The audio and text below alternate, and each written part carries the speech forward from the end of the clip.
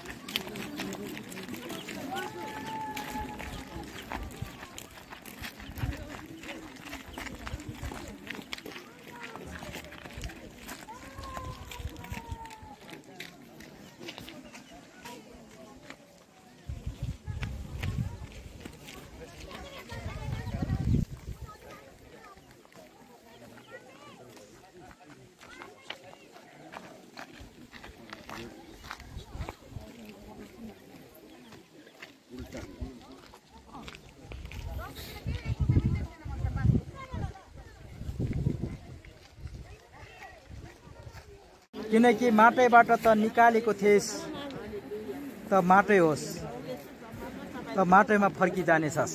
आमेन हामी माटै ल परमेश्वरले मानिसलाई भूमिको माटोबाट बनाउनु भयो अनि जब मानिस भूमिमा फर्किँदैन तबसम्म यो माटोबाट उब्जानु भएको चिजले मानिसले खान्छ, मेहनत गर्छ। जुन दिन मानिसले परमेश्वरको आज्ञालाई उल्लङ्घन गरे त्यसमा परमेश्वरले भन्नुभयो त माटैबाट निकालेको त माटै होस्। म प्रार्थना गर्नेछु पिता पुत्र त्रिएक परमेश्वरको नाउँमा म प्रार्थना गर्दछु आफ्नो छोरीलाई यो संसारमा तपाईँले आज धन्यवाद दिन्छौँ। आज यो संसारको यात्रालाई सकेर आफ्नो छोरी तपाईँको काखमा आउनुभएको छ र यो पार्थिव शरीरलाई आज हामी माटो भएको आज्ञा गर्दछौँ। धन्यवाद यीशु प्रभुको नाम पिता पुत्र त्रिएक परमेश्वरको नाउँमा म माटो भएको आज्ञा गर्दछु। ल अब हाल्नुहोस् है तपाईँहरूले